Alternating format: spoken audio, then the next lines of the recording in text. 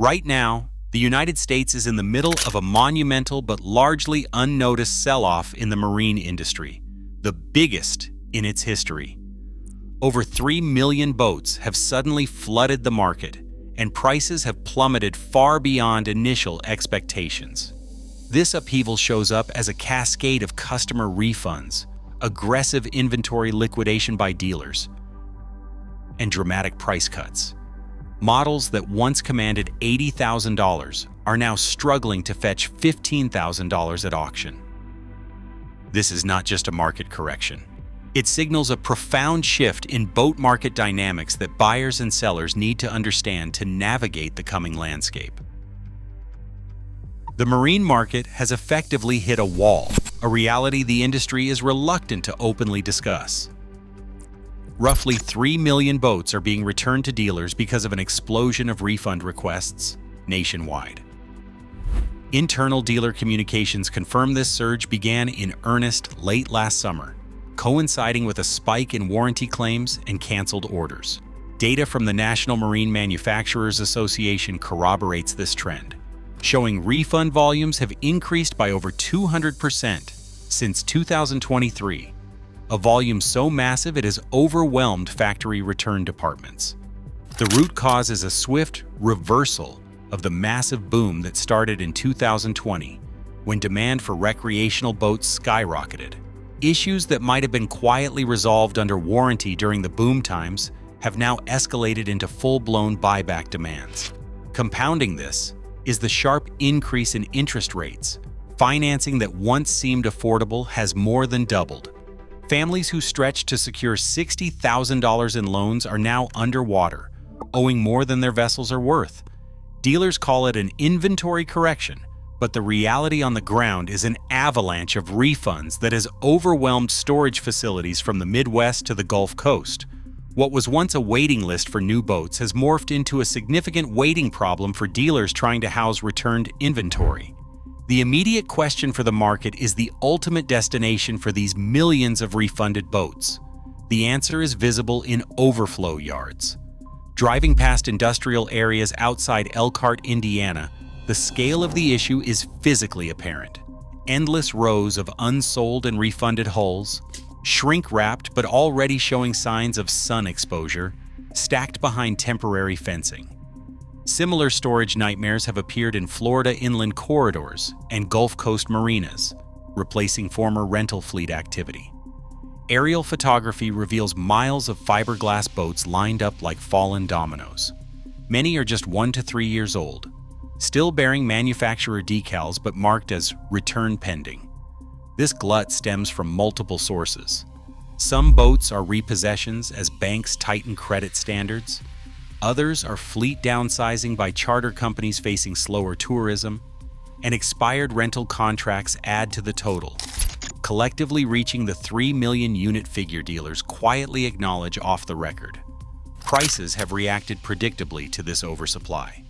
A Bayliner that sold for $65,000 in 2022 is now fighting to clear $15,000 at auction, while a Cobalt once priced near $80,000 is failing to attract bids above $20,000.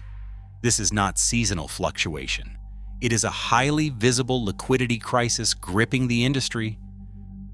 Despite this obvious inventory saturation, production lines in several regions have not completely ceased.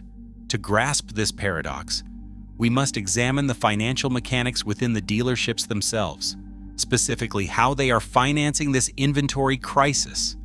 Every boat on a dealer's lot is financed through a floor plan loan, a line of credit secured by each unit, accumulating daily interest until the boat is sold or the inventory is audited by the bank.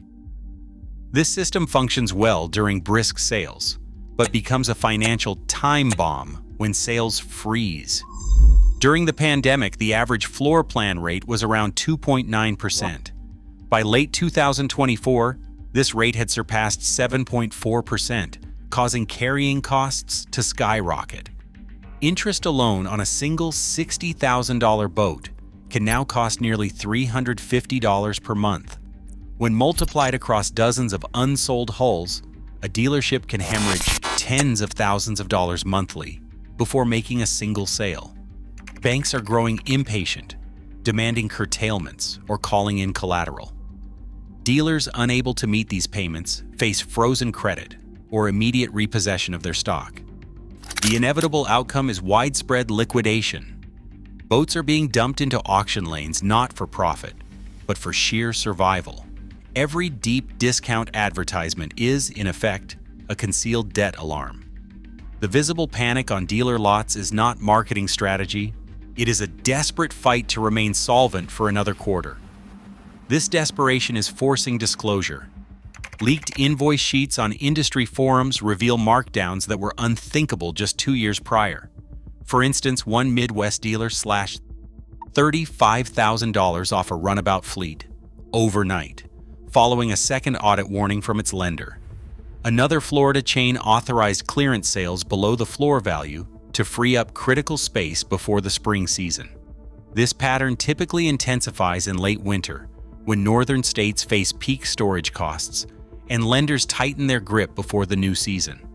With the deepest cuts appearing in February across states like Indiana, Michigan, and Ohio, before moving south as inventory is transported.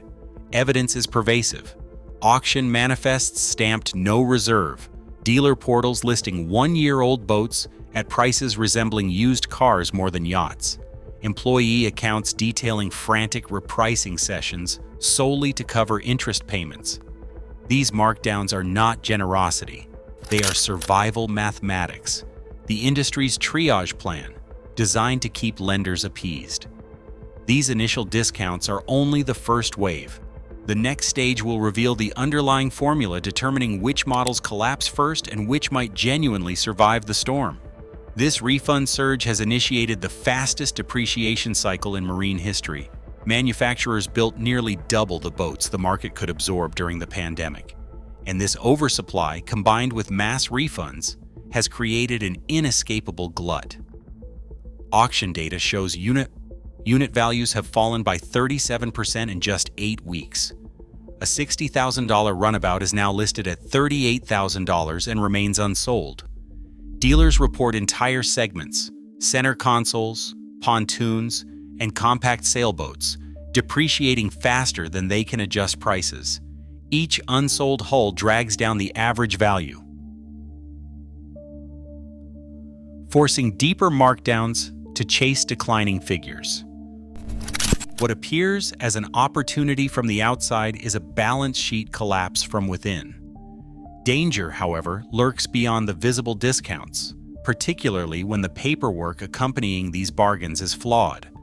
The true financial loss can begin after the sale. Cheap does not equate to safe, and the next major issue begins with what is printed on the title. Every boat has a hull identification number stamped on its transom, which must match the title and state registration.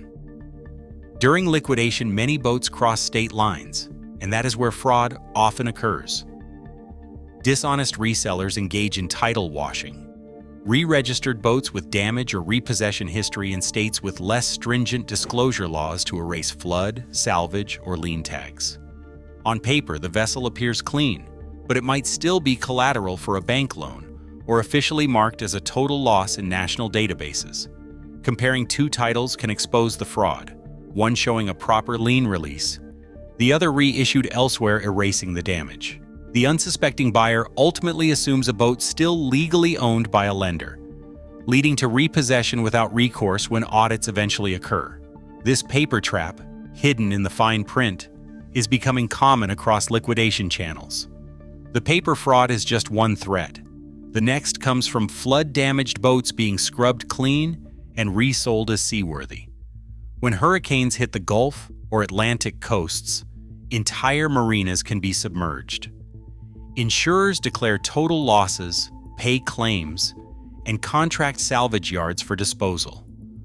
Months later, many of these same boats reappear hundreds of miles inland, freshly detailed and listed on auction sites, with vague descriptions such as minor cosmetic work needed. While the hulls look immaculate, the truth is submerged within. Flood exposure corrodes electrical systems, hardens vital seals, and weakens composite structures. Rusted bolts and salt-stained wiring harnesses lie beneath new carpeting, waiting to fail. The evidence surfaces on boating forums where insurance photographs of the original damage are matched to the relisted boats via identical hull numbers and serial plates. Mechanics inspecting these returns report high residual moisture deep within the stringers and transoms, even after refitting. Simple inspection methods can reveal a crunch where dried and cracked wood core exists. A physical check can reveal the story the paperwork conceals, even if a buyer avoids the flood-washed fleet. Another financial hazard waits. Hidden costs that negate the illusion of a bargain. A $15,000 sticker price rarely reflects the final outlay. Beneath every auction listing are layers of fees only revealed at checkout. Buyer premiums of 8% to 10% are standard, followed by administrative and title charges. Transportation can add hundreds or thousands depending on the distance. Reconditioning and storage bills appear later, easily pushing the total past $18,200 before taxes. This is the FEE iceberg, visible too late to back out. Some auction houses impose late pickup penalties after 48 hours, further draining cash. The only defense is calculating the total landed cost, not just the sticker price, and recognizing that honest listings show fees up front, while deceptive ones bury them in fine print or hidden terms. Despite these pitfalls, a select few boats still offer genuine value. The market collapse has favored certain categories based on oversupply, simplicity, and build material. The first boats to breach the $15,000 threshold were the common runabouts that characterized the suburban boating boom.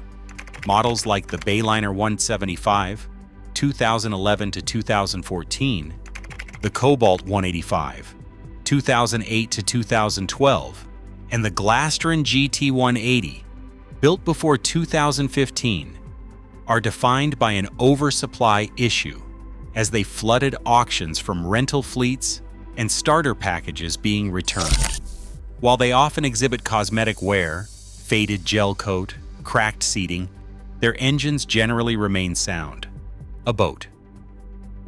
A boat tagged at $60,000 3 years ago is now selling for $12,000 to $15,000, according to data from Indiana and Florida auctions. The key for these fiberglass staples is checking for solid stringers and firm transoms to determine if the low price is worthwhile. Critical inspection. For saltwater use, attention shifts to stronger, corrosion-resistant boats. Center consoles used for near-shore fishing. The Carolina Skiff 172, Key West 189 FS, and Sea Hunt BX models are seeing similar auction averages between $14,000 and $15,000, sometimes lower if fleet paint is faded. These were overproduced by charter operators anticipating tourism that did not materialize. Structurally, they are excellent, but many need electrical system cleanup due to years of hard use. Critical inspection points include self-bailing deck drains and wiring harnesses under the helm, where corrosion hides. Their parts availability makes them durable survivors, with resale averages falling 30% in less than a season, putting dependable hulls within reach of modest budgets. Aluminum rigs. Inland, the true workhorses are the aluminum rigs built to outlast trends and resist fiberglass decay. The Tracker Grizzly 1654, Lund 1650 Rebel, and Low Roughneck 1660 now lead the under $15,000 class. Their primary advantage is simple math. Lighter hulls cut towing and fuel costs by nearly 30%, and aluminum never rots. Most came from inland leases or lodges, resulting in lower operating hours. Flaws are typically limited to cosmetic oxidation or rivet corrosion, which are easy to repair, as their welded and riveted frames withstand punishment that could split fiberglass seams. Surplus listings. They show steady demand, confirming their resilience, with used models available at half the price of new aluminum rigs, representing rare, safe ground. As recreation moved toward shorelines, pontoons and small sailboats have quietly become winners in the downturn.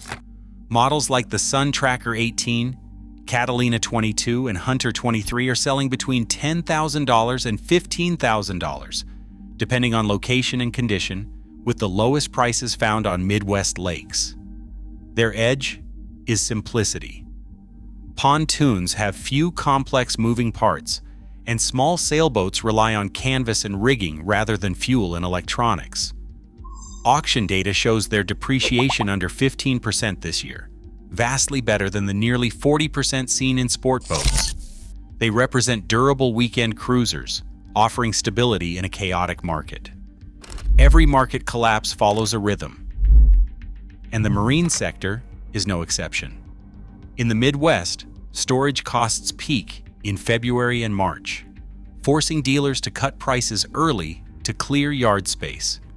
Coastal markets follow later, typically May through June, as marinas prepare for the new season. Auction calendars confirm this. Listings peak in Indiana and Michigan by late February, shift east by April, and flood southern yards just before summer. The cleanest inventory appears early in this cycle, before transport trucks move excess stock south. Acting before this pre-spring liquidation offers the best chance at a sound hull. Waiting for deeper discounts often means inheriting hidden repairs. Once the timing window opens, the next step is direct inspection. A 30-minute inspection can separate a genuine survivor from a disguised problem. Check for deck flecks around hatches, which can indicate soft core. Smell the engine bay for mildew or salt, which can indicate flood exposure. Cycle all electronics and perform a quick compression test on outboards. Finally, check the trailer for rust at spring mounts or weld seams. Each free step can save thousands in repairs. When it comes to paperwork, the title and lien trapdoor must be checked. The HIN must exactly match the title and database records. Any alteration suggests a washed history. A Uniform Commercial Code search, UCC, reveals active liens, while a Coast Guard abstract exposes unpaid financing. Genuine titles should show aged paper and consistent signatures. Mismatched handwriting or missing pages are red flags. Unpaid debts follow the hull, not the owner. Cash carries more weight than loyalty in this downturn. Dealer quotes indicate discounts near 8% for immediate payment before bank audit deadlines. The best tactic is discipline. State your firm, auction-backed price, and walk away if necessary. Most sellers call back within days due to inventory pressure. This restraint is crucial because another discount wave is already forming, driven by rising costs associated with electric propulsion and new emission mandates. Waiting 3 more weeks may reveal whether prices sink further or begin to level out. Restraint equals profit. The storm has exposed weak hands in the market. Careful movement now offers a path to steady ground. The refund wave is ongoing, and the next price drop could be even more severe. Before making any transaction, understanding the reality behind the discount signs is essential to avoiding a financial wreck.